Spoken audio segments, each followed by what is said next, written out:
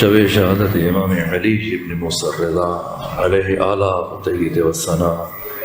معصومین علیہ الصلاۃ والسلام کی بارگاہ میں اور آپ مومنین کی خدمت میں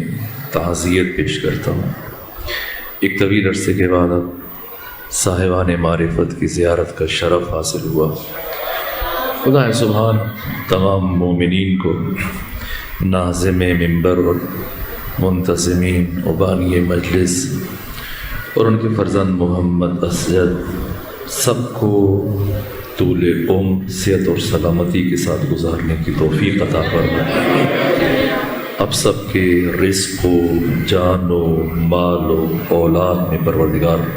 وسعت عطا فرمائے اور سب کو شر شیاطین اور حاسدین کے حسد سے محفوظ اور مامون فرمائے۔ شب شہادت امام علی ابن موسیٰ رضا علیہ اعلیٰ تحید و ثنا میں کوشش کروں گا کہ امام کی سیرت کے کچھ ابعاد اور کچھ جہات اور کچھ پہلو عرض کرنے میں کامیاب ہو سکوں۔ میں نے تمہیداً قرآن مجید کے مشہور اور معروف آیت کی تلاوت کا شرف حاصل کیا جسے آیت نور کہا جاتا ہے۔ سورہ مبارکہ نور کی 35 نمبر آیت۔ سورہ نور جو قرآن حکیم کا 24واں سورہ ہے، 64 آیتوں پر مشتمل ہے۔ اس کی 35ویں آیت جو آیت نور کے نام سے مشہور ہے، اور اسی آیت نور کی وجہ سے سورہ کو بھی سورہ نور کہا جاتا ہے، جس میں ارشاد پروردگار ہے کہ اللہ نور السماوات والارض، اللہ آسمانوں کا اور نہ زمین کا۔ یہ نہیں فرمایا کہ اللہ نور السماوات والارضین، فرمایا اللہ نور السماوات والارض، اللہ آسمانوں کا اور زمین کا نور ہے۔ مثل نورہ کمشکات، اللہ کے نور کی مثال مشکات کے جیسی ہے۔ مشکات تاکچہ، چراغدان، وہ جگہ جہاں پر چراغ کو رکھا جاتا ہے۔ اگر چراغ معلق کر دیا جائے، آویزاں کر دیا جائے، لٹکا دیا جائے، جس طرح سے بلب اور یہ پنکھے آپ کے سروں پر آویزاں ہیں، اسے عربی میں قندیل کہا جاتا ہے۔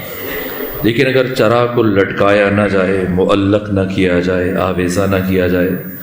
بلکہ کسی دیوار میں محراب نما آلے میں رکھ دیا جائے، تو جس جگہ اس چراغ کو رکھا جاتا ہے اسے عربی میں مشکات کہتے ہیں۔ اللہ اپنے نور کی مثال چراغ سے نہیں دے رہا، مشکات سے دے رہا ہے، وہ جگہ جہاں پر چراغ کو رکھا جاتا ہے۔ مثل نورہ کمشکات، اللہ کے نور کی مثال مشکات کے جیسی، فیہا مصباح، جس میں چراغ ہے، المصباح فی زجاجہ، یہ چراغ خود شیشے میں، زجاجہ وہ نرم، نازک، باریک اور لطیف شیشہ جسے چراغ کے اوپر رکھا جاتا ہے تاکہ ہواؤں سے، آندھیوں سے، حوادث سے محفوظ رہے، مامون رہے۔ یہ چراغ دیر تک جلتا رہے، اس کی روشنی دور تک پہنچتی رہے۔ اس شیشے کو عربی میں زجاجہ کہا جاتا ہے۔ الزجاجۃ کأنہا کوکب دری، کوکب ستارہ، دری موتیوں سے بنا ہوا۔ یہ شیشہ جسے اللہ نے چراغ پر رکھا، یہ موتیوں سے بنے ستارے کی مانند ہویدا، ضیابار، جگمگا رہا ہے، چمک رہا ہے۔ اس کی روشنی کہاں سے ہے؟ یوقد من شجرۃ مبارکۃ زیتونہ، اسے روشن کیا گیا شجرہ مبارکہ زیتونہ سے۔ یہ شجرہ مبارکہ زیتونہ کہاں ہے؟ ڈیرہ غازی خان یا قریب ملتان یا اس سے آگے لاہور یا دنیا کے کسی دوسرے شہر میں؟ فرمایا نہ، لا شرقیۃ ولا غربیہ، نہ یہ شرقی ہے نہ یہ غربی۔ پھر افعال مقاربہ کا استعمال کیا اور مستقبل قریب کی بات کی، فرمایا یکاد زیتھا یضیء ولو لم تمسسہ نار، قریب ہے کہ شجرہ مبارکہ زیتونہ کا جوہر، سلالہ، اسارہ، اس کا رس اور نچوڑ، اس کا زیت اور روغن قریب ہے شعلہ ور ہو جائے، بھڑک اٹھے، جگمگا اٹھے، لیکن اسے جلنے کے لیے، روشن ہونے کے لیے آگ کی ضرورت نہیں۔ ولو لم تمسسہ نار، چاہے آگ اسے مس بھی نہ کرے۔ اور پھر نور کا یہ سفر یہاں پہنچ کر رکتا نہیں، بلکہ پروردگار فرماتا ہے نور علی نور، نور بالائے نور، ایک کے بعد دوسرا نور، یہد اللہ لنورہ من یشاء، اللہ جسے چاہتا ہے اپنے نور کی طرف ہدایت کر دیتا ہے۔ وَيَضْرِبُ اللَّهُ الْأَمْثَالَ لِلنَّاسِ، اور اللہ لوگوں کے لیے مثالیں دیتا ہے۔ کیوں؟ اس لیے کہ وہ جانتا ہے کہ میرا بندہ ان مشکل باتوں کو مثالوں کے بغیر سمجھنے کی صلاحیت نہیں رکھتا، اس لیے فرمایا وَاللَّهُ بِكُلِّ شَيْءٍ علیم، اس لیے کہ اللہ ہر شے کا علم رکھنے والا ہے۔ اللہ آسمانوں کو بتاؤ یہ نور کیا ہوتا ہے، نور کسے کہتے ہیں، شاید وہ بھی بیان نہ کر سکے، اس لیے یہ سمجھنا ناگزیر ہے کہ خود نور کی حقیقت کیا ہے۔ فلسفے میں جو نور کی تعریف کی گئی، ظاہر لنفسہ ومظہر لغیرہ، اور مرحوم ملا صدرہ نے حکمت متعالیہ میں جو نور کی تعریف بیان کی، نور وہ حقیقت کہ ہر ایک جس کا محتاج ہو اور وہ خود سب سے بے نیاز ہو۔ بات پہنچ رہی ہے؟ میں بارگاہ امام علی ابن موسیٰ رضا تک پہنچنا چاہتا ہوں، لیکن متصل اس لیے کہ جو آپ کے تعارف میں بستر شہادت پر امام ششم نے جملہ فرمایا، وہیں تک پہنچنے کے لیے تمہیداً میں نے اس آیت کی تلاوت کی۔ نور وہ حقیقت کہ ہر ایک جس کا محتاج ہو اور وہ خود سب سے بے نیاز ہو۔ اور بات کو مزید آسان کروں، اگر ہم مفہوم سے مصداق کی طرف بڑھیں تو خلیل بن احمد فراہیدی، دنیا ادب کا پہاڑ سے وزنی نام، یہ خلیل بن احمد فراہیدی، جن کی وفات 157 ہجری میں ہوئی۔ اس وقت عربی زبان میں جتنی ڈکشنریاں ہیں، جن کی تعداد سینکڑوں میں، منجد ہے، قاموس ہے، بحر المحیط ہے، فقہ اللغہ ہے، لسان العرب ہے، اور 20 لغات ڈکشنریاں،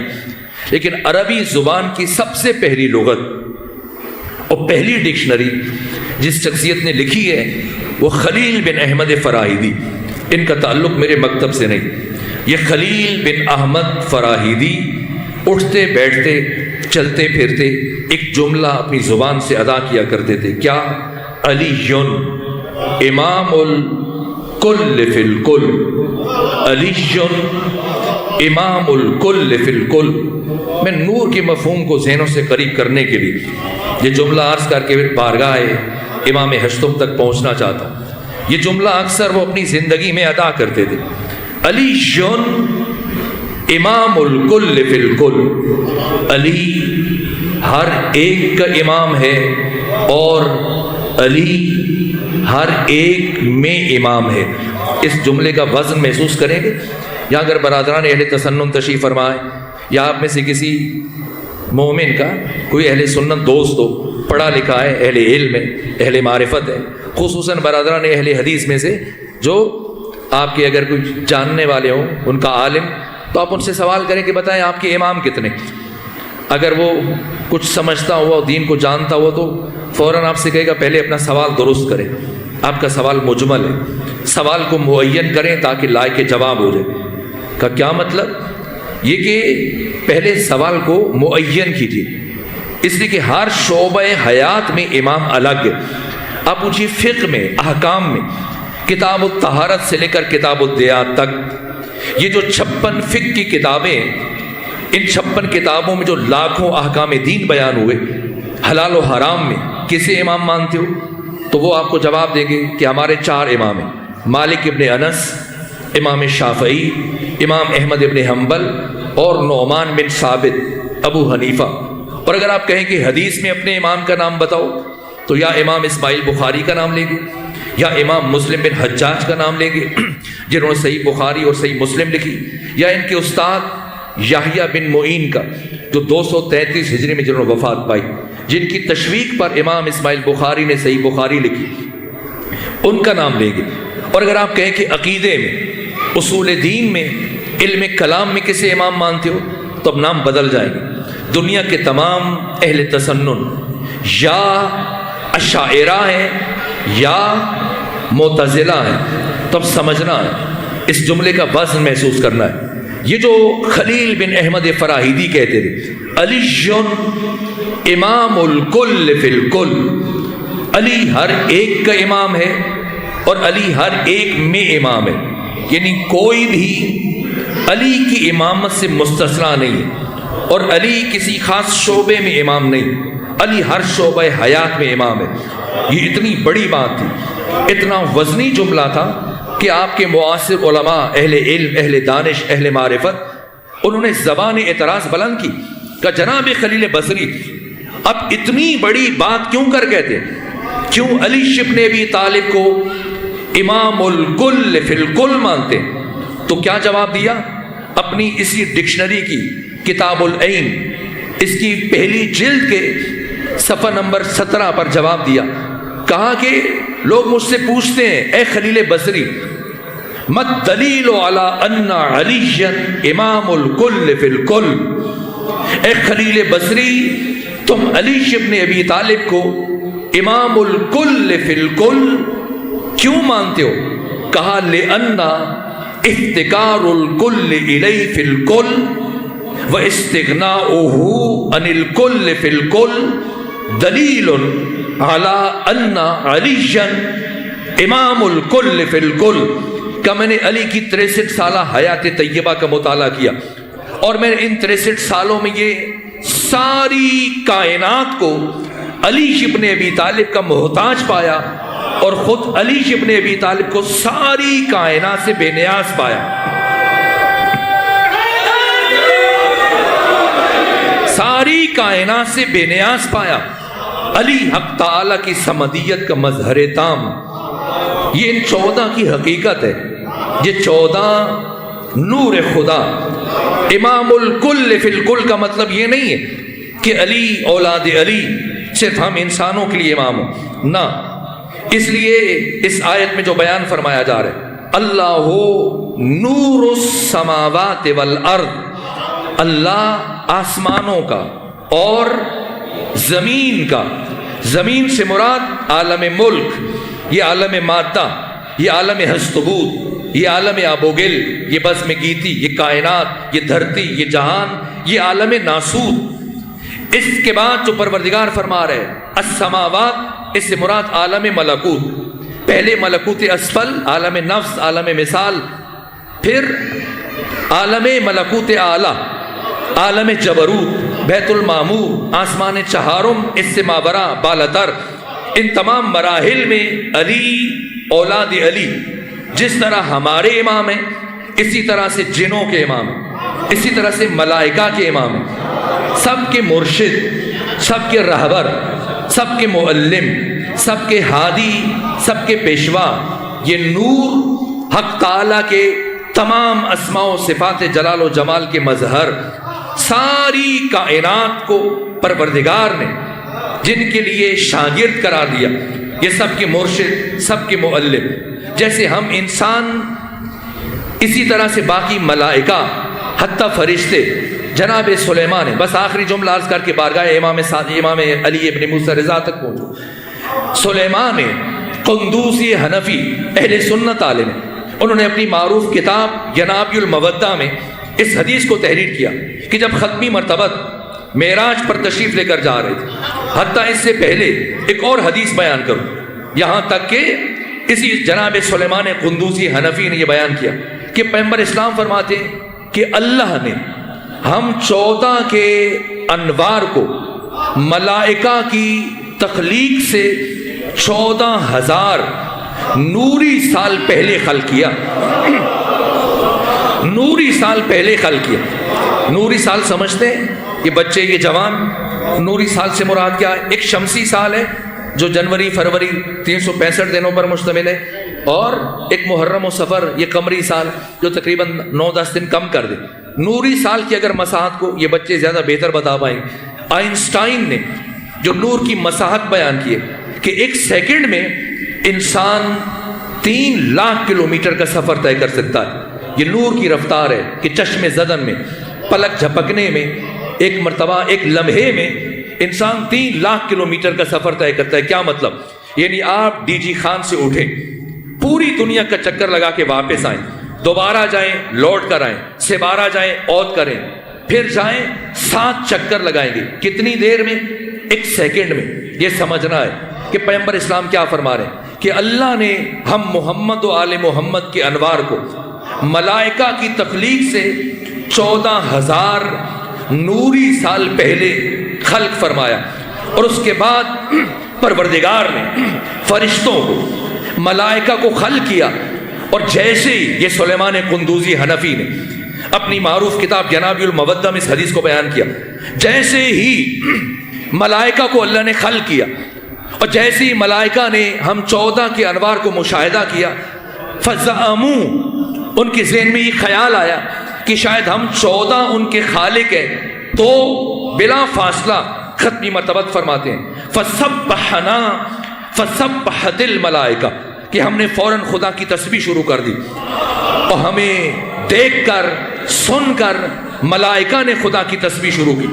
ہم نے سبحان اللہ کا، ہمیں دیکھ کر سن کر ملائکہ نے سبحان اللہ کا۔ حل لنا وحللت الملائکہ، ہم نے لا الہ الا اللہ کہا، ہمیں دیکھ کر اور سن کر ملائکہ نے لا الہ الا اللہ کہا، یہاں تک کہ ملائکہ نے، فرشتوں نے ہمیں دیکھ کر قیام سیکھا، رکوع سیکھا، سجدہ سیکھا، تسبیح و تمجید و تحلیل سیکھی، یہاں تک کہ یہ ختمی مرتبہ فرمان کہ پروردگار نے ارادہ کیا کہ وہ جبرائیل کو باقی تمام فرشتوں کا رئیس اور سردار معین کرے، تو خدا سبحان نے جبرائیل سے پوچھا بتا من انت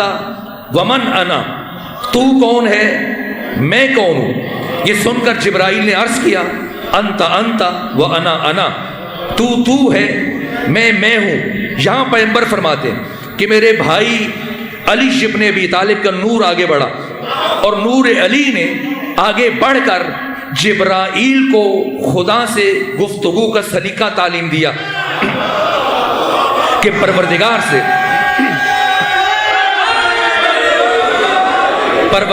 سے کیسے گفتگو کی جاتی ہے۔ فرمایا یوں کو انت رب الجلیل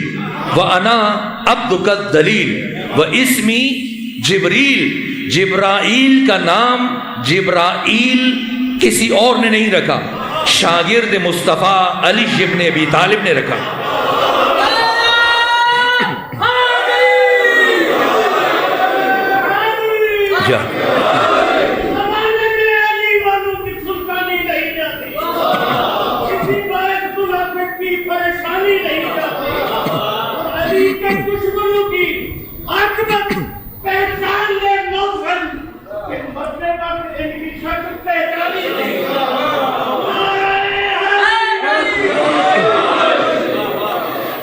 یہ 14 نور خدا، بس ایک جملے کے لیے میں نے ساری زحمت دی،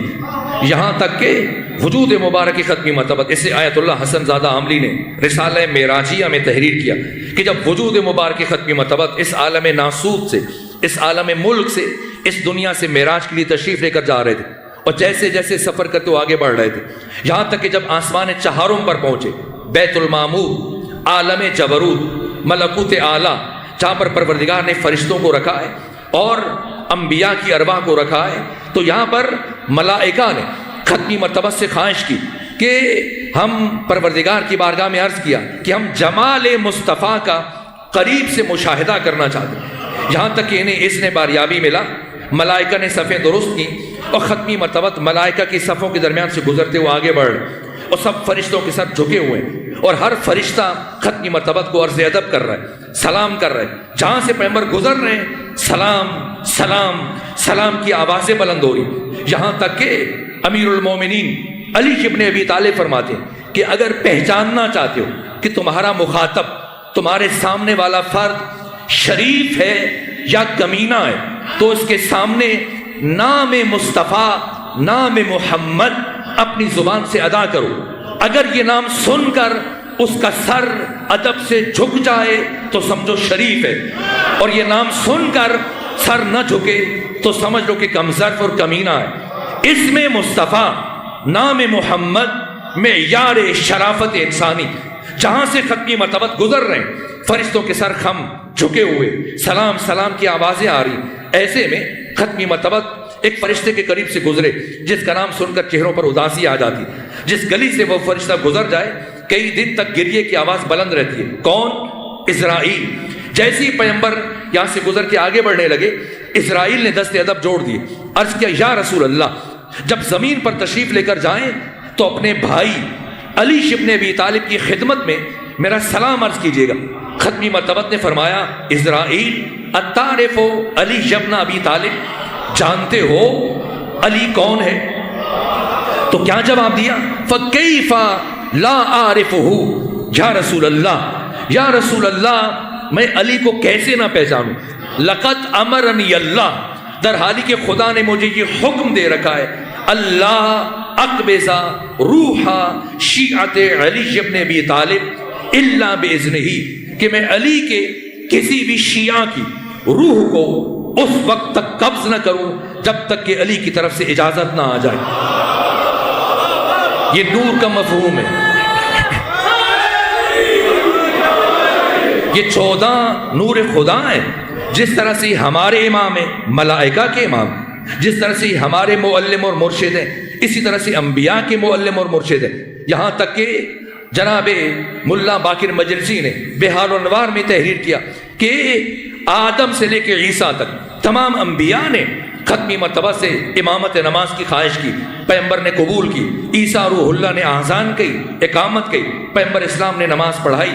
ایک کم 1,24,000 انبیاء نے ختمی مرتبہ کو مصافحہ کیا، اور ہر نبی مصافحہ کرتے ہوئے پیغمبر اسلام سے صرف ایک بات کر رہا تھا، یا رسول اللہ جب زمین پر تشریف لے کر جائیں تو اپنے بھائی علی ابن ابی طالب کی خدمت پہ ہمارا سلام پہنچائیے گا۔ بس سمجھنا ہے نور وہ حقیقت کہ ہر ایک جس کا محتاج ہو اور وہ خود سب سے بے نیاز ہو۔ اب زیادہ وضاحت کی گنجائش نہیں ہے، بس ایک جملہ امام ہفتم کا۔ امام ہفتم فرماتے ہیں کہ اللہ کی قسم اس کائنات میں اس آیت کا مصداق صرف اور صرف ہم محمد و آل محمد۔ اللہ نور السماوات والارض مثل نورہ کمشکات، یہ جو خدا فرما رہے کہ اللہ کے نور کی مثال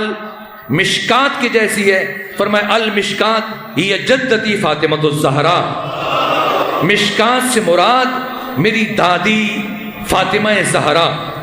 کیوں اللہ نور فاطمہ زہرا کو مشکات سے تشبیہ دے رہا ہے یہ پھر کبھی عرض کروں گا۔ اور اس کے بعد کہا کہ فیہا مصباح، اس مشکات میں ایک چراغ ہے، اور امام ہفتم فرماتے ہیں المصباح هو جدی رسول اللہ، مصباح سے مراد، اس چراغ سے مراد میرے جد بزرگوار، میرے نانا محمد مصطفیٰ ہیں۔ اور پھر جو پروردگار فرما رہے صلی اللہ محمد المصباح فی زجاجہ، یہ چراغ شیشے میں وہ جو اسے بجھنے نہیں دیتا، کہ اس زجاجہ سے مراد میرے جد بزرگوار میرے دادا علی ابن ابی طالب، آپ کی امامت و ولایت ہے۔ یہ علی اور علی کی اولاد ہے، یہ وہ اس شیشہ ہے جس کی وجہ سے چراغ نبوت قیامت تک جگمگا رہا ہے اور ہواؤں سے، آندھیوں سے، حوادث سے محفوظ اور مامون ہے۔ یکادو زیتوہا یضیء، قریب ہے کہ اس چراغ کا جوہر، اس کا اسارہ شعلہ ور ہو جائے۔ فرمائے اس سے مراد عاشورہ اور کربلا ہے۔ اور بس ختم کروں، نور علی نور، یہ جو پروردگار نے فرمایا کہ نور علی نور، نور بالائے نور، ایک کے بعد دوسرا نور، کا اس سے مراد حسین ابن علی کی نسل میں آنے والے 9 ائمہ ہیں۔ یعنی نور علی نور، یعنی امام بعد امام، ایک کے بعد دوسرا امام۔ یہ تمہید تھی، میں شرمندہ ہوں جس میں وقت لگا، لیکن اس مفہوم کو پہنچانے کے لیے اس سے کم وقت میں اپنی بات مکمل نہیں کر سکتا تھا۔ اگر نور کا مفہوم کسی حد تک پہنچا ہو تو سنیں 148 ہجری امام جعفر صادق بستر شہادت پر 25 شوال کو اپنی شہادت سے کچھ پہلے اپنے 20 سالہ فرزند امام موسیٰ کاظم سے کیا فرما رہے ہیں؟ اے میرے بیٹے موسیٰ، آپ نور خدا تک میرا سلام پہنچائیے گا۔ کہ نور خدا سے آپ کی مراد کیا ہے؟ فرمایا عالم آل محمد۔ کہ عالم آل محمد سے آپ کی مراد کیا ہے؟ فرمایا آپ کا بیٹا علی، جس کا لقب رضا ہوگا، کہ میری شہادت کے کچھ دن بعد اس دنیا میں خدا آپ کے بیٹے کے نور کو ظاہر فرمائے گا۔ اے کاش میں آپ کے بیٹے علی ابن موسیٰ رضا کی زیارت سے مشرف ہو سکتا۔ جس ہستی کو امام جعفر صادق جیسے امام عالم آل محمد کہہ کے یہ حسرت کریں کہ اے کاش میں ان کی زیارت سے مشرف ہو سکتا۔ یہ علی ابن موسیٰ رضا، دادا اور پوتے کی ولادت اور شہادت کے درمیان 16 دنوں کا فاصلہ ہے۔ 148 ہجری 25 شوال امام صادق کی شہادت ہے، اسی 148 ہجری 11 شوال امام علی ابن موسیٰ رضا کی ولادت ہے۔ یہ 16 دن کا فاصلہ ہے۔ اور جب امام علی ابن موسیٰ رضا اس دنیا میں تشریف لائے، آپ کی حیات طیبہ 55 سالوں پر مشتمل ہے۔ 148 میں ولادت ہوئی ہے، 203 میں شہادت ہوئی، جن میں سے 35 سال نائب امام کی حیثیت سے گزارے اور 20 سال آپ کا عہد امامت ہے۔ 183 ہجری میں اپنے بابا امام موسیٰ کی شہادت کے بعد آپ کی امامت کا آغاز ہوا اور آپ کے زمانے میں 3 عباسی حکمرانوں نے حکومت کی۔ سب سے پہلے ہارون الرشید، جس نے 193 ہجری تک آپ کے عہد امامت میں 10 سال حکومت کی، اور ان 10 سالوں میں امام علی ابن موسیٰ رضا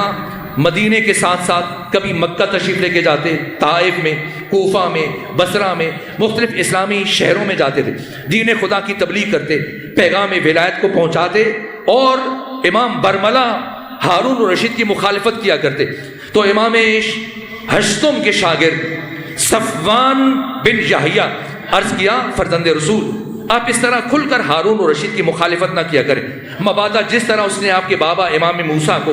زندان میں رکھا پھر شہید کروا دیا، ایسا نہ وہ آپ کو شہید کروا دے یا آپ کو قید میں ڈال دے، آپ یوں کھل کر ہارون الرشید کی مخالفت نہ کیا کریں۔ تو امام علی ابن موسیٰ رضا نے صفوان بن یحییٰ کے جواب میں فرمایا، سنو صفوان، جب بھی ابو جہل میرے جد رسول اللہ کو قتل کی دھمکی دیتا تھا اور قتل کے منصوبے بناتا تھا، اس کے جواب میں میرے جد رسول اللہ فرمایا کرتے تھے، اہل مکہ، اگر ابو جہل مجھ محمد مصطفیٰ کے قتل میں کامیاب ہو جائے تو تم مجھے ہرگز اللہ کا رسول نہ سمجھنا، اور سنو اے صفوان، میں اسی محمد مصطفیٰ کا بیٹا علی ابن موسیٰ رضا تم سے یہ کہہ رہا ہوں کہ اگر ہارون الرشید میرا ایک بال بیکا کرنے میں کامیاب ہو جائے تو تم مجھے محمد مصطفیٰ کا جانشین نہ سمجھنا۔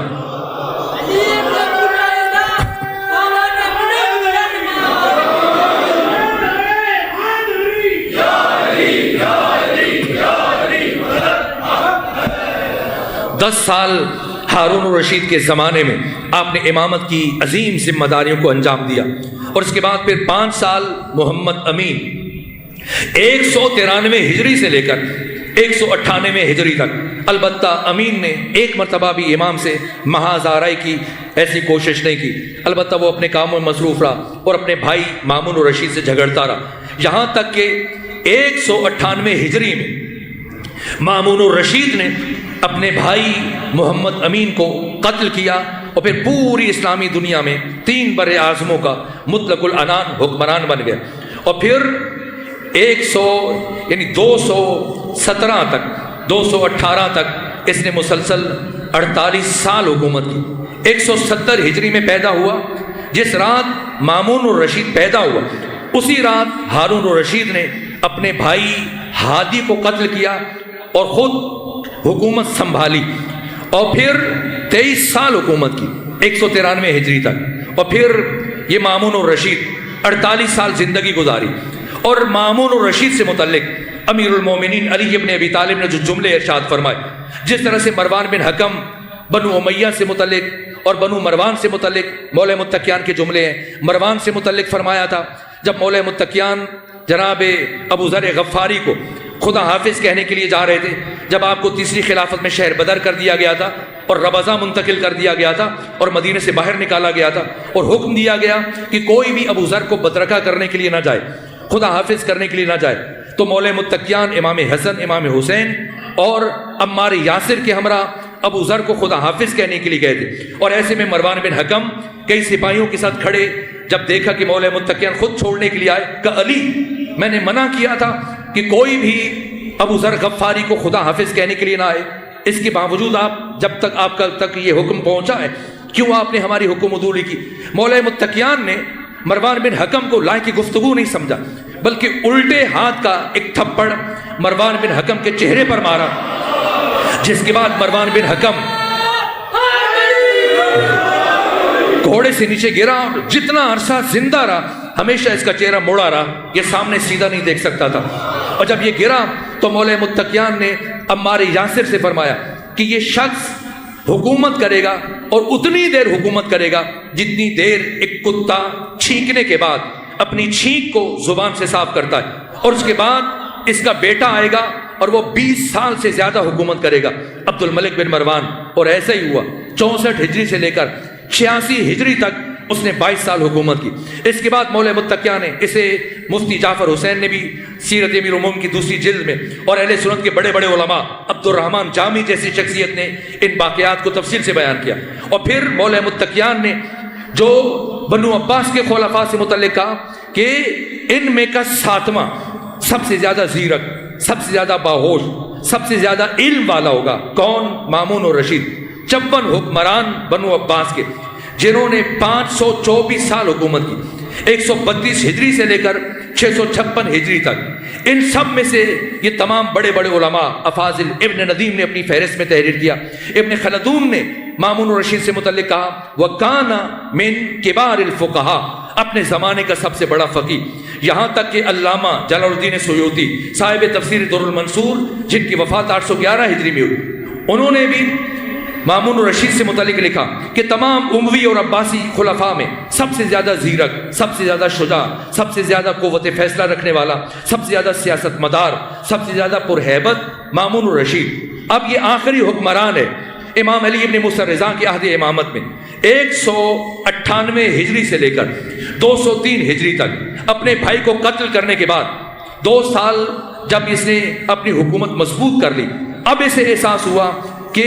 مدینہ امام علی ابن موسیٰ رضا آپ کی مرکزیت و روحانیت اس سطح پر پہنچ چکی ہے کہ پوری اسلامی دنیا سے اہل علم، اہل معرفت، اہل ایمان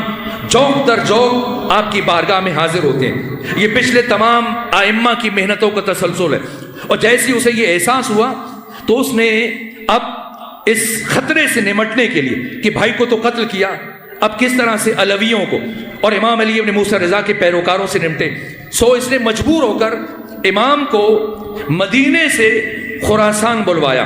امام کی شخصیت کے باقی ابعاد، جہاد اور پہلو کبھی عرض کروں گا، لیکن آپ کی زندگی میں سے ایک اہم ترین پہلو ہے، بس اس کی طرف اشارہ کر کے آپ کی زحمتوں کو تمام کر دوں۔ بس ایک جملہ اور عرض کروں، یہ جو میں نے نور کی تعریف کی، امام علی ابن موسیٰ رضا نور خدا، نور خدا اس طرح سے کہ 55 سالوں میں اہل سنت کی بڑی برجستہ ترین شخصیات، اور ان میں سے بہت بڑے بڑے علماء، خلیل بن احمد فراہیدی نے آپ سے متعلق لکھا، یہاں تک کہ امام راغب اصفہانی نے امام علی بن موسیٰ رضا سے متعلق تحریر کیا کہ آپ مسلسل زندگی میں قرآن سے گفتگو کرتے تھے، یوں کان کلامہ کلہ وجوابہ وتمثلہ انتزاعات من القرآن، کہ 55 سالوں میں علی ابن موسیٰ رضا جب بھی گفتگو کرتے اور جب بھی کسی بات کا جواب دیتے یا اپنے کلام میں کوئی مثال لے کے آتے، ساری کی ساری بات قرآن سے کیا کرتے تھے۔ یہ امام علی ابن موسیٰ رضا، یہ آپ کا علم اور آپ کے مناظرات میں کبھی اگر موقع ملے گا عرض کروں گا، یہاں تک کہ جب آپ سفر میں تشریف لا رہے تھے اور اس سے پہلے اپنے گھر میں جب دیبل خزائی شاعر اہل بیت جب انہوں نے مرثیہ پڑھا تو امام نے ایک پیرہن پہلے 10,000 درہم دیے، پھر اپنا پیرہن قمیص دیبل خزائی کو عطا کی، اور اس کے بعد یہ جملہ کا، اے دیبل خیال رکھنا میں نے اس پیرہن کو پہنے ہوئے 1 ملین رکعت نماز ادا کی، 10 لاکھ رکعت نماز ادا کی ہے، اور اس پیرہن کو پہنے ہوئے میں نے 1000 مرتبہ قرآن مجید کی تلاوت کی۔ یہ امام علی ابن موسیٰ رضا ہیں، ساری زندگی میں ہر 3 دن میں قرآن مجید کی تلاوت مکمل کرتے تھے، یہاں تک کہ جب مدینہ سے خراسان آئے اس سارے سفر میں لوگ تھک جاتے تھے، آرام کرتے تھے، لیکن جو بھی آپ کے چہرے کی طرف نگاہ ڈالتا تھا مسلسل امام کو تلاوت کرتے ہوئے دیکھتا تھا۔ یہ امام کا علم، امام کی معرفت، امام کی عبادت، آپ کی زندگی کی دیگر ابعاد، لیکن چونکہ وقت مختصر ہے اس لیے بس ایک پہلو کی طرف اشارہ کروں، جہاں سے بات شروع کی تھی اسی بات کا ایک مرحلہ طے کر کے آپ کی زحمتوں کو تمام کروں۔ یہاں تک کہ 200 ہجری میں آپ کی امامت 20 سالوں پر مشتمل ہے، جن میں سے 17 سال مدینہ میں گزارے، 3 سال خراسان میں گزارے، یہی خراسان میں امام کی شہادت ہوئی ہے، اور ان 3 سالوں کو اگر بیان کیا جائے اس کے لیے گھنٹے چاہیے، لیکن بس میں مختصر کرتے ہوں، اور کبھی عرض کروں گا کہ امام نے ولایت عہدی کو کیوں قبول کیا۔ لیکن بہرحال 200 ہجری میں جب مامون الرشید نے امام کو مدینہ سے خراسان بلایا، پہلے حکومت کی دعوت دی، امام نے دعوت کو رد کیا، پھر اصرار کیا اور کہا کہ آپ ولایت عہدی قبول کیجیے۔ امام نے مشروط طور پر ولایت عہدی کو قبول کیا، کہا اس شرط پر یہ عہدہ قبول کروں گا کہ مجھے عزل اور نصب میں کسی کو عہدہ دینے اور کسی کو عہدہ ہٹانے میں میرا کوئی کردار نہیں ہوگا، نہ کسی حکومتی معاملے میں میں شرکت کروں گا، ہاں اس حد تک میں تمہاری مدد کر سکتا ہوں، جب بھی تمہیں مدد چاہیے، جب بھی تمہیں کوئی مشورہ چاہیے، جب بھی تمہیں کوئی رہنمائی چاہیے ہوگی میں تمہاری رہنمائی کر دوں گا۔ اس شرط پر امام نے ولایت عہدی کو قبول کیا۔ لیکن وہ پہلو جب امام علی ابن موسیٰ رضا یہ جو 3 سال خراسان میں رہے، ان 3 سالوں میں جو امام کی زندگی کی ابعاد ہیں، جہاد ہیں، پہلے مدینہ میں بھی امام 9 ذی الحج روز عرفہ اپنے گھر سے باہر چلے جاتے تھے، اور خراسان میں بھی امام کا یہی انداز تھا کہ روز عرفہ 9 ذی الحج کو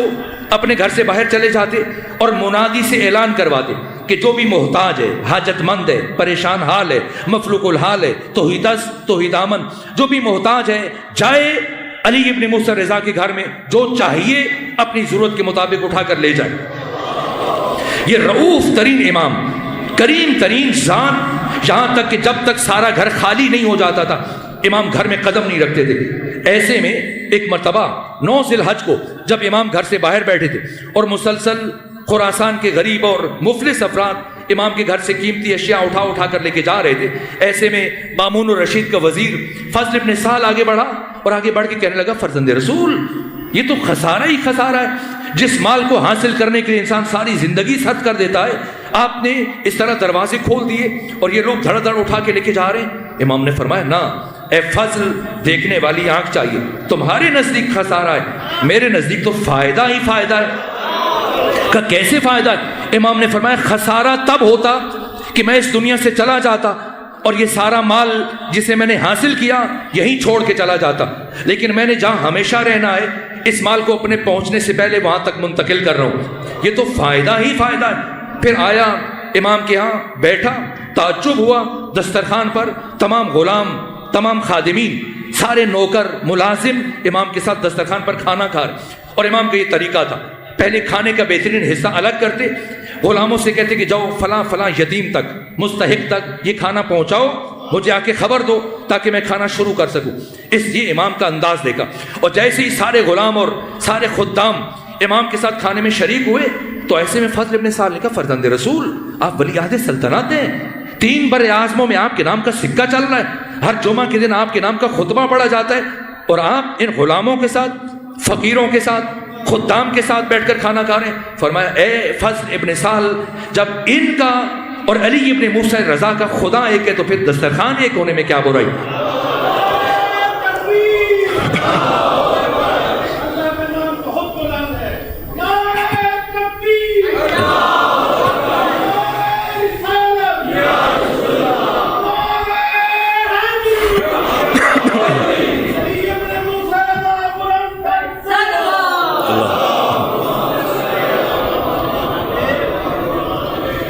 ظاہراً وقت بہت زیادہ ہو گیا تو میں گفتگو کو یہیں روک دیتا ہوں، لیکن یہ ایک پہلو حضرت کی زندگی کی باقی ابعاد کسی اور موقع پر. یہاں تک کہ جب مامون اور رشید نے امام کو بلایا، دیکھیے پچھلے آئمہ کی محنت کا تسلسل تھا کہ آئمہ دین نے 1 سال بجائے خود، 1 مہینہ بجائے خود، 1 ہفتہ بجائے خود، 1 دن بھی کار امامت کو معطل نہیں ہونے دیا. یہاں تک کہ یہ پچھلے 7 آئمہ کی محنتوں کو تسلسل تھا، اور امام علی ابن موسیٰ رضا کے پچھلے 17 سالوں کی محنت کا نتیجہ تھا کہ آج جب امام علی ابن موسیٰ رضا مدینہ سے خراسان تشریف لا رہے ہیں تو خراسان میں داخل ہونے سے پہلے بازار نیشاپور میں مولانا شبلی نعمانی جیسی شخصیت، یہ مولانا شبلی نعمانی جن کا تعلق بر صغیر پاک و ہند سے، اہل سنت کے بہت بڑے عالم ہیں،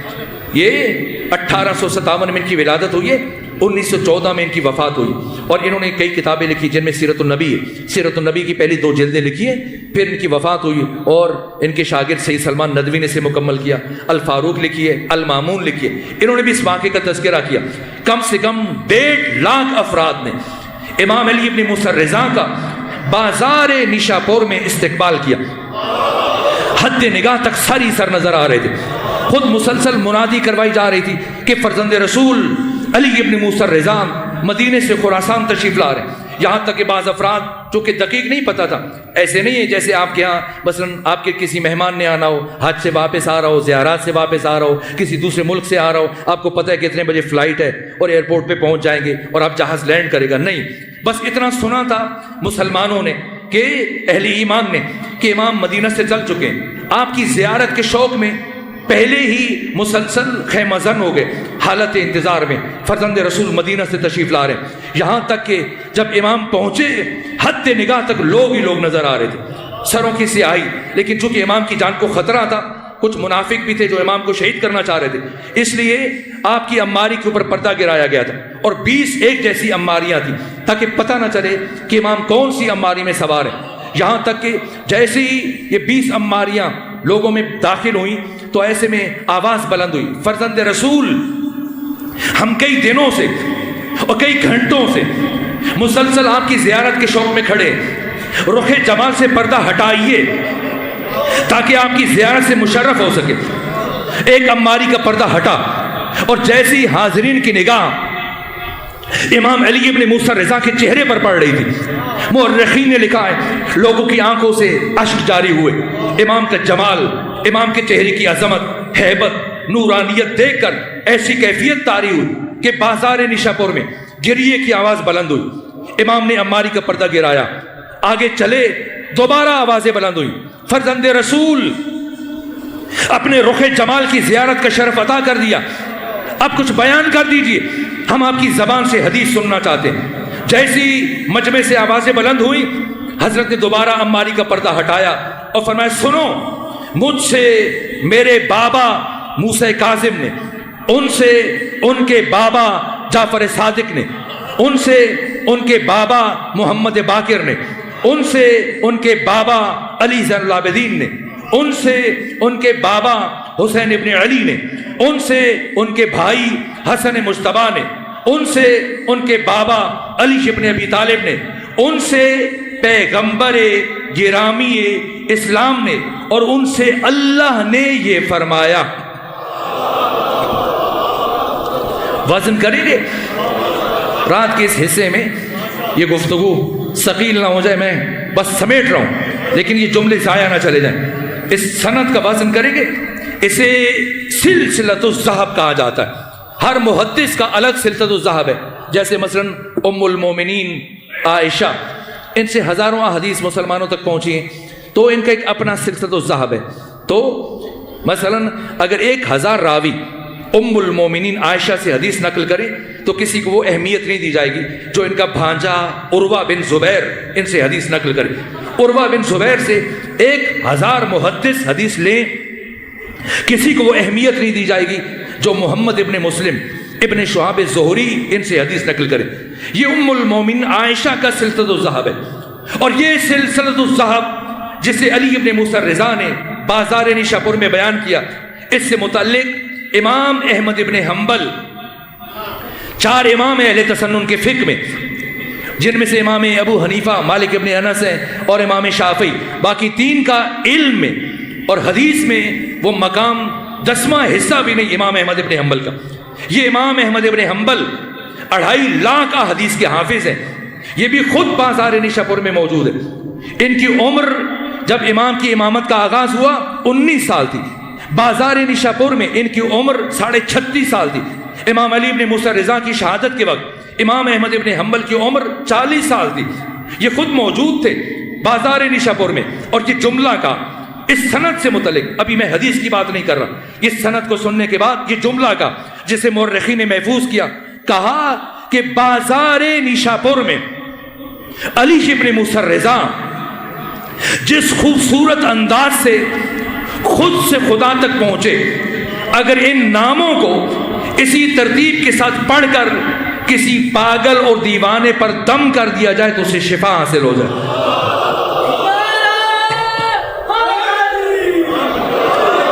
یہ سند، یہ کیوں امام سے حدیث کا مطالبہ کیا جا رہا ہے جبکہ بڑے بڑے محدث موجود ہیں؟ امام اسماعیل بخاری، امام مسلم بن حجاج کے استاد یحییٰ بن معین وہ موجود ہیں۔ مورخین نے لکھا کہ 28,000 محدث موجود ہیں، تو پھر امام علی ابن موسیٰ رضا سے حدیث کا مطالبہ کیوں ہو رہا ہے؟ تو کسی محدث کی زبان سے حدیث کا سننا اور ہے، اور اپنے زمانے کے محمد مصطفیٰ کی زبان سے حدیث کا سننا اور۔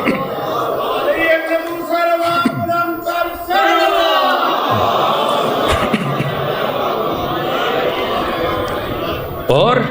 پھر امام نے جو سند بیان کی، اس کا مقصد کیا ہے؟ بتانے کے لیے کہ کوئی یہ خیال نہ کرے کہ میں نے کسی محدث سے سن کے حدیث بیان کی، نہ، خود سے خدا تک پہنچے اور دنیا کو بتایا کہ ہم 14 کے 14 صرف اور صرف مدرسہ الہیہ کے فارغ التحصیل، ہمارا معلم، ہمارا مرشد، ہمارا مربی، ہمارا استاد صرف اور صرف اللہ ہے۔ یہ 14 کے 14 شاگرد پروردگار ہیں۔ اور پھر سند بیان کی، اور اس کے بعد یہ جملہ کا کہ پروردگار کیا فرماتا ہے؟ اللہ یہ فرماتا ہے کلمۃ لا الہ الا اللہ حسنی، شرمندہ ہوں، وقت ختم ہوا، بس آخری جملہ عرض کر، کلمہ لا الہ الا اللہ میرا قلعہ ہے، فمن دخل فی حسنی امن من عذابی، جو اس قلعہ توحید میں داخل ہو گیا وہ میرے عذاب سے بچ گیا۔ یہ کہا، پردہ گرا دیا، سواری چل پڑی، لیکن سامنے ڈیرہ غازی خان کے تھکے ہوئے مومنین نہیں بیٹھے ہوئے تھے، بلکہ وہ 1.5 لاکھ کا بیدار اجتماع تھا جو برابر کئی دنوں سے اور کئی گھنٹوں سے اس بے چینی سے، اضطراب سے فرزند رسول کا انتظار کر رہا تھا۔ تو جب سماعتیں اتنے عروج پر ہوں تو انسان خود متوجہ ہو جاتا ہے کہ صرف اتنی بات کہنے کے لیے فرزند رسول اتنا بڑا سلسلہ سند بیان نہ کرتے، یقیناً بات کچھ اور ہے۔ اس لیے دوبارہ آوازیں بلند ہوئی، فرزند رسول اپنی بات کو مکمل کیجیے۔ جب اصرار بڑھا، امام نے دوبارہ عماری کا پردہ ہٹایا اور ایک جملہ ارشاد فرمایا، سنو، بشرطہا و شروطہا و انا من شروطہا، یہ جو خدا فرما رہے کہ کلمہ لا الہ الا اللہ میرا قلعہ ہے، جو اس میں داخل ہو گیا میرے عذاب سے بچ گیا، اس کی کچھ شرائط ہیں، اس کے کچھ ارکان ہیں، اور ان شرائط اور ارکان میں سے ایک شرط اور ایک رکن میں علی ابن موسیٰ رضا ہوں۔ لوگ سمجھتے ہیں صرف لا الہ الا اللہ کی مشقیں کرنے سے انسان موحد بن جاتا ہے، توحید پرست بن جاتا ہے۔ نہ، خمینی بت شکن نے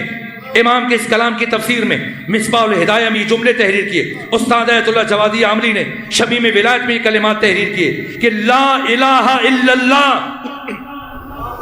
توحید ہے لیکن کمال توحید نہیں ہے، یہ توحید کا نقطہ آغاز ہے۔ کمال توحید حق تعالی کی وحدانیت کے اقرار، اظہار، اعتراف کے بعد ان 14 کی ولایت کو کما حق کو تسلیم کرنا،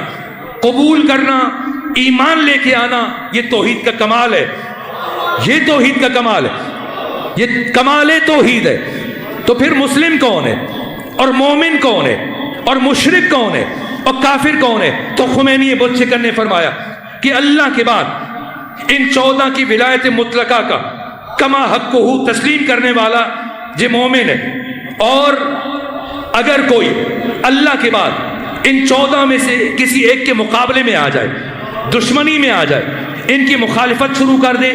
تو یہ کافر ہے، یہ کفر ہے۔ یہ خمینی بت شکن فرما رہے کفر ہے۔ اور شرک کیا ہے؟ شرک اللہ کے بعد ان 14 میں، ان 14 کے علاوہ دنیا کے کسی بھی 15ویں انسان کو اٹھا کر ان 14 کی صف میں شامل کرنے کی کوشش کرنا، ان کے برابر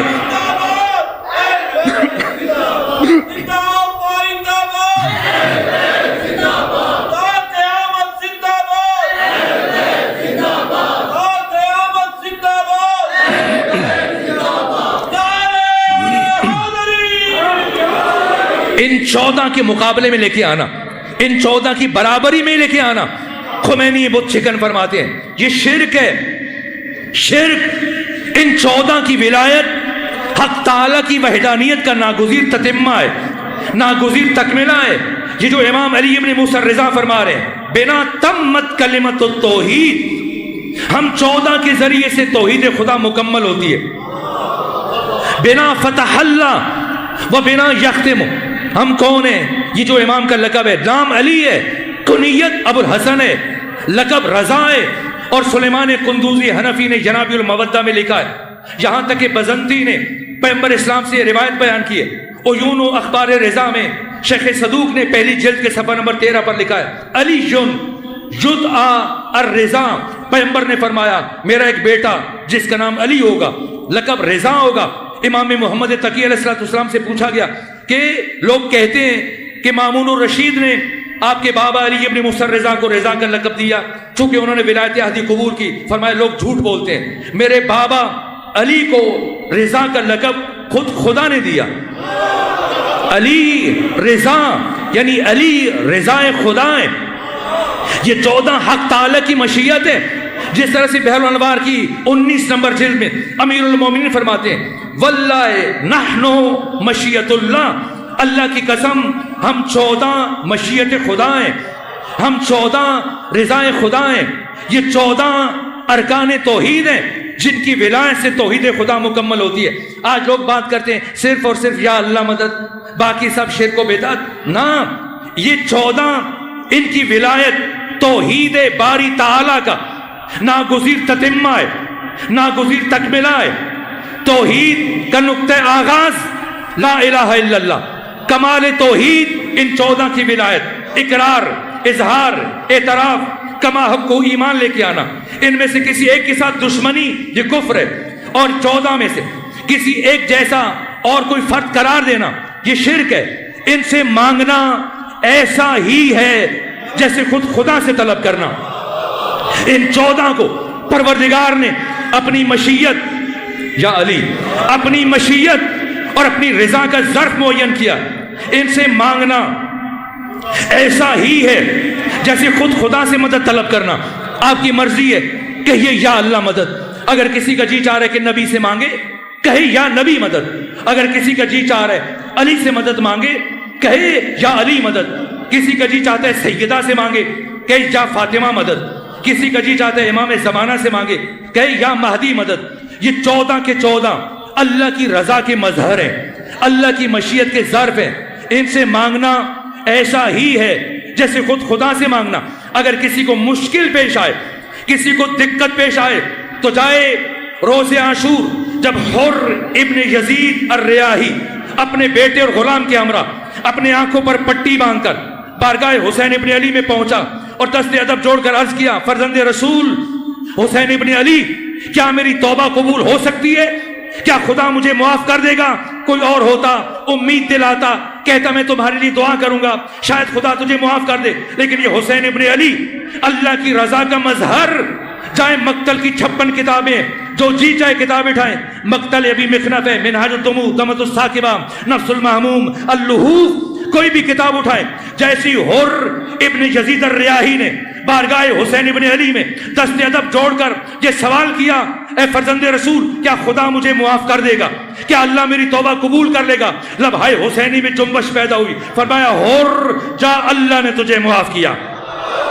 حسین ارادہ خدا، حسین مشیت خدا، یہ 14 خدا کی مشیت ہے، یہ 14 خدا کی رضا ہے۔ امام علی ابن موسیٰ الرضا یعنی خود رضا خدا، یعنی خود مشیت خدا، ان سے مانگنا ایسا ہی ہے جیسے خود خدا سے مدد مانگنا۔ یہ 14 خدا کے عرض میں نہیں ہے، خدا کے مقابلے میں نہیں ہے، خدا کے طول میں، انہیں خود خدا نے معین کیا ہے، اپنی مشیت کا ظرف قرار دیا، اپنی رضا کا دروازہ معین کیا۔ اس لیے کہہ رہا ہوں، اگر جی چاہتے خدا سے مانگے کہیے یا اللہ مدد، کسی کا جی چاہتے کہ وہ نبی سے مانگے تو کہے یا نبی مدد، کسی کا جی چاہ رہے کہ علی سے مانگے کہے یا علی مدد۔ جس سے بھی مدد مانگے گا مدد مل جائے گی، لیکن اگر کوئی بدبخت اپنے دل میں علی ابن ابی طالب کا بغض رکھتے ہوئے یا اللہ مدد کہے گا، مدد تو نہیں ملے گی، لعنت یقیناً مل جائے گی۔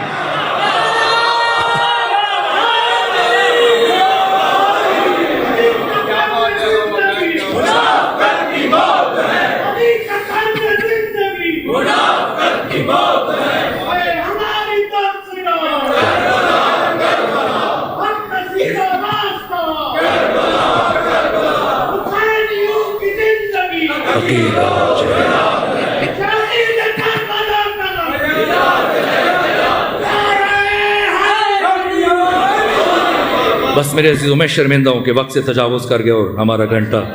وقت تمام ہوا، تو میں نے گفتگو سمیٹ لی۔ یہ امام علی ابن موسیٰ الرضا 55 سالہ حیات طیبہ، 35 سال نائب امام کی حیثیت سے گزارے، 20 سال عہد امامت ہے، جن میں سے 17 سال مدینے میں گزارے اور 3 سال خراسان میں، لیکن ایک دن بھی طاغوت کی غلامی قبول نہیں کی۔ اور جس طرح سے جناب امام علی ابن موسیٰ الرضا ہارون رشید کے مقابلے میں یہ جملہ کہا تھا صفوان بن یحییٰ سے، اور جبکہ ہارون خود موجود نہیں تھا، لیکن امام علی ابن موسیٰ الرضا نے مامون الرشید کے دربار میں یہ جملہ کہا کہ 2 افراد جب مدینہ سے آئے امام سے ملاقات کے لیے، زیارت کے لیے، اور بیٹھے کچھ دیر، اور جب جانے لگے تو امام نے ایک سے فرمایا کہ تم اپنی نماز قصر پڑھنا، اور دوسرے سے فرمایا کہ تم اپنی نماز پوری پڑھنا، پوری پڑھنا۔ اب دیکھیے، ابھی آپ ڈیرہ غازی خان میں تشریف فرمائیں تو نماز تو پوری پڑھیں گے، روزہ بھی رکھیں گے اگر ماہ رمضان ہے، لیکن اگر آپ یہاں سے لاہور چلے جائیں، کراچی چلے جائیں، ملتان چلے جائیں قریب میں، تو پھر نماز قصر ہو جائے گی۔ لیکن اگر کوئی گناہ کے ارادے سے جائے تو اس کو یہ سہولت دین میں حاصل نہیں ہے۔ بس اگر ماہ رمضان میں کوئی روزہ چھوڑنے کے لیے تنگ ہے اور چلیں ماہ رمضان کے بعد روزہ رکھ لیں گے اور اب برداشت نہیں ہو رہا، تو کوئی کام بھی نہیں ہے، ایسی گھومنے کے لیے چلا جائے یا روزہ قصر کرنے کے لیے سفر کرے، تب بھی دین نے اس کی اجازت دی، روزہ قصر کر سکتا ہے، یا کسی کام سے چلا جائے تو نماز بھی قصر ہو جائے گی، روزہ بھی قصر ہو جائے گا، اس شرط کے ساتھ کہ آپ کا سفر جائز ہو، مباح ہو۔ لیکن اگر کسی کا سفر گناہ کے ارادے سے سفر کرے کہ ملتان جاؤں گا اور مثلا کوئی سودی کاروبار کروں گا، یا شراب، نعوذ باللہ، خاک مدم سے سمجھنے کے لیے شراب خریدوں گا، یا کسی کے مال میں دھوکہ دوں گا، چوری کروں گا، تو اسے نماز بھی پوری پڑھنی پڑے گی اور روزہ بھی رکھنا پڑے گا اگر ماہ رمضان۔ قصر کی سہولت کس کے لیے؟ جس کا سفر مباح ہے، جائز ہے۔ تو اب دونوں مدینے سے آئے اور دونوں کا سفر بھی ایک جیسا ہے، اور جب امام سے رخصت ہونے لگے تو امام نے ایک سے فرمایا کہ تم اپنی نماز قصر پڑھنا، اور دوسرے فرمایا تم اپنی نماز پوری پڑھنا۔ اور مامون الرشید موجود ہے، موجود ہے. تو جسے کہا پوری پڑھنا پریشان ہوا اور امام سے کہنے لگا فرزند رسول یہ کیا بات ہوئی, یہ بھی مدینے سے آیا, میں بھی مدینے سے آیا, ہم دونوں ایک جتنا سفر کیا ہے, ایک جتنا فاصلہ طے کیا ہے, یہ بھی آپ کی زیارت کے لیے آیا, میں بھی آپ کی زیارت کے لیے آیا, یہ نماز قصر پڑھے, میں کیوں نماز پوری پڑھوں؟ فرمایا یہ اس لیے نماز قصر پڑھے گا کہ یہ مدینے سے میری زیارت کے ارادے سے یہاں آیا, اور تو اس لیے نماز پوری پڑھے گا کہ تو میرے ذریعے سے مامون و رشید کا حاکم وقت کا تقرب حاصل کرنا چاہتا ہے. جب تمہارا سفر معصیت ہے, یہ چھوٹی بات نہیں. ایسا نہیں کہ ولایت عہدی اگر قبول کر لی نا مشروط طور پر, جیسے آپ کے جد امیر المومنین نے 25 سالوں میں خلفائے ثلاثہ کو جیسے مختلف امور میں رہنمائی کرتے تھے, مشورہ دیتے تھے, بے نہیں, اسی حد تک یہ ولایت عہدی اس سے بڑھ کر نہیں تھی. کسی حکومتی معاملے میں امام نے کبھی مداخلت نہیں کی. اور ان 3 سالوں میں خواص سے نکل کر جب عوام سے نکل کر جب خواص تک آپ کا پیغام پہنچنے لگا اور پوری دنیا میں 3 بر اعظموں میں اسلام ناب محمدی اور تشیع کا پیغام پہنچنے لگا تو مامون و رشید خود پریشان ہو گئے. خصوصاً عید الضحیٰ کے موقع پر جب پہلے خود اصرار کیا کہ آپ نماز پڑھائیں تو امام نے فرمایا مجھے معاف رکھو. جب بہت اصرار کیا تو کہا پھر میں اس شرط پہ نماز عید پڑھاؤں گا جیسے میرے نانا محمد مصطفیٰ اور میرے بابا علی ابن ابی طالب نماز عید پڑھاتے تھے. وقت نہیں کہ میں اس پہلو کو بیان کروں. ابھی امام عیدگاہ تک نہیں پہنچے تھے تو امام کو روک دیا گیا کہ آپ کی جان کو خطرہ ہے. اور اس کے بعد امام کی اتنی مقبولیت تھی خراسان میں اور پوری اسلامی دنیا میں, دور و نزدیک سے لوگ چوک در چوک آپ کی گلی میں باہر صفے باندھے لوگ کھڑے ہوتے تھے اس انتظار میں کہ فرزند رسول کے چہرے کی زیارت کا شرف حاصل ہو جائے. لیکن اب مامون رشید نے سمجھ لیا کہ اگر امام مزید زندہ رہے تو ممکن ہے کہ لوگوں کا شعور اتنا بیدار ہو جائے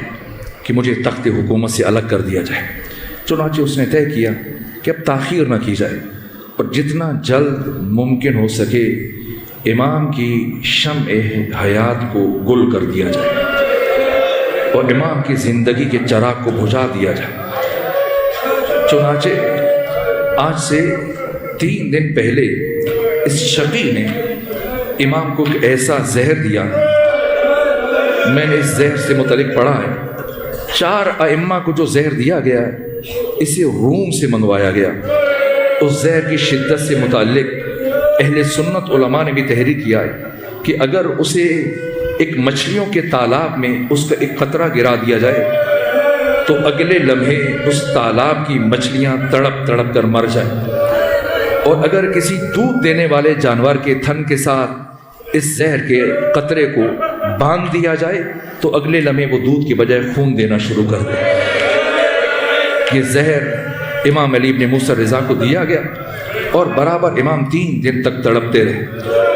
اور بالآخر وہ دن آیا. آج امام کی شب شہادت ہے. البتہ امام جب مدینے سے چل رہے تھے, جب مدینے سے روانہ ہو رہے تھے تو دیوبل خزائی سے کہا کہ مرثیہ پڑھو.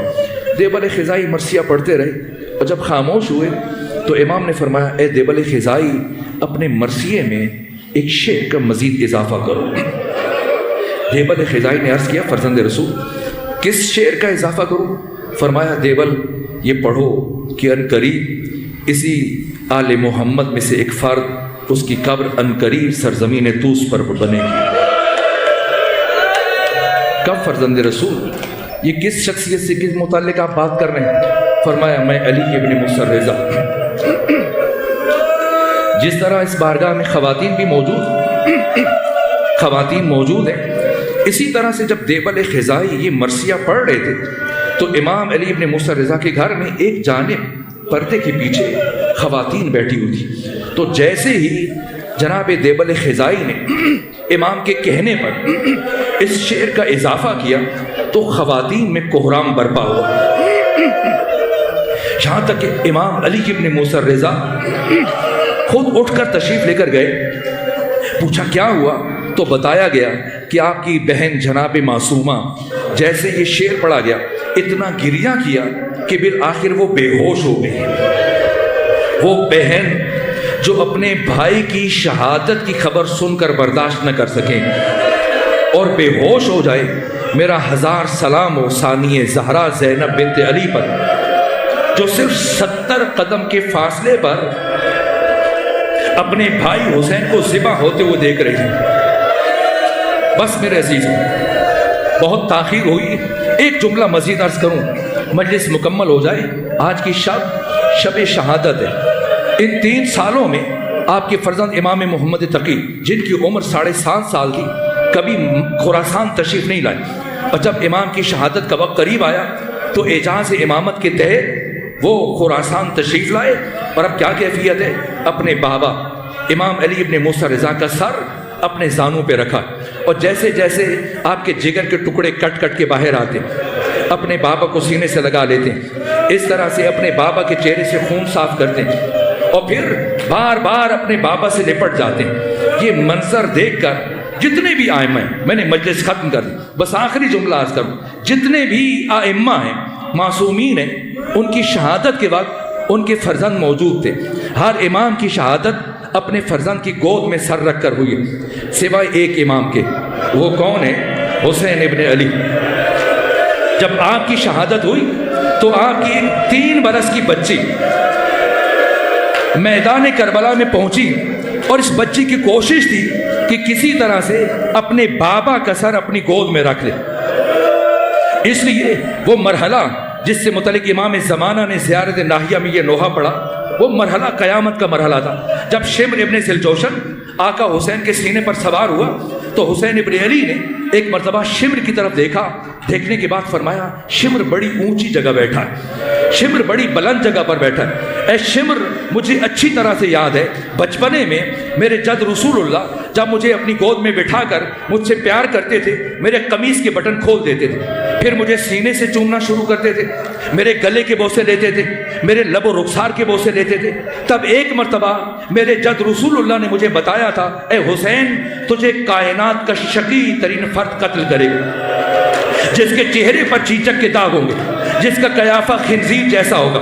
جو ولد الزنا ہوگا۔ بس شمر ابن ذوالجوشن نے جیسے یہ جملے سنے، مجھے معاف کیجیے گا، اس نے بائیں ہاتھ سے امام حسین کی داڑھی کو پکڑا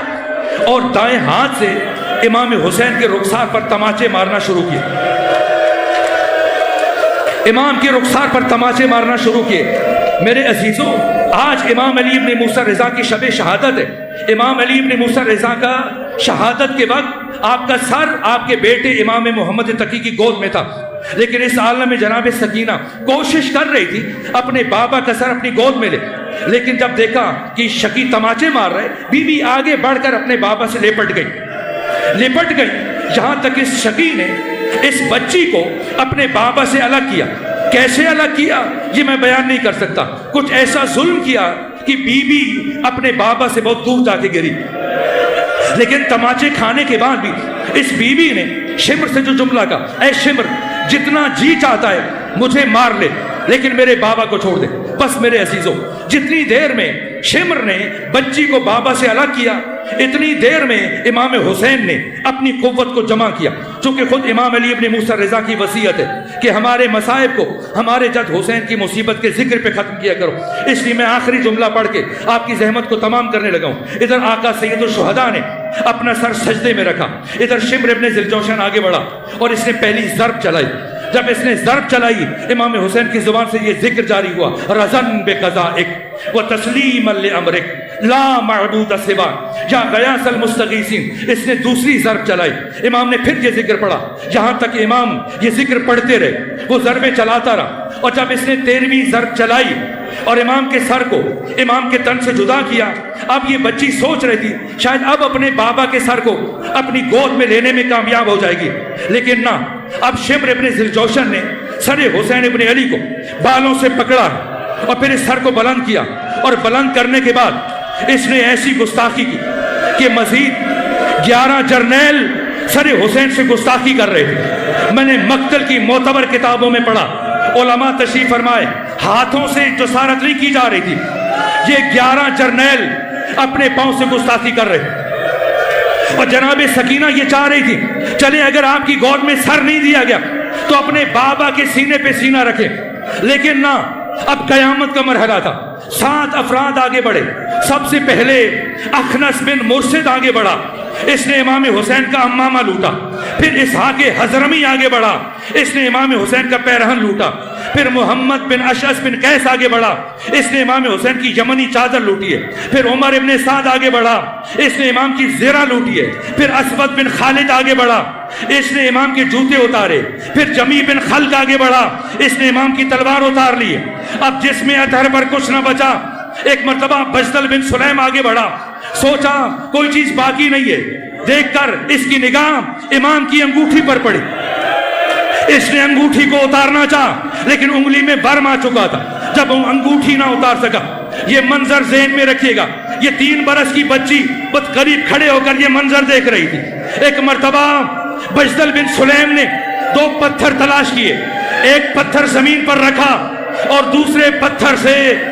حسین ابن علی کی انگلی کو کاٹنا شروع کیا, اور یہ بچی قریب کھڑے ہو کر یہ سارا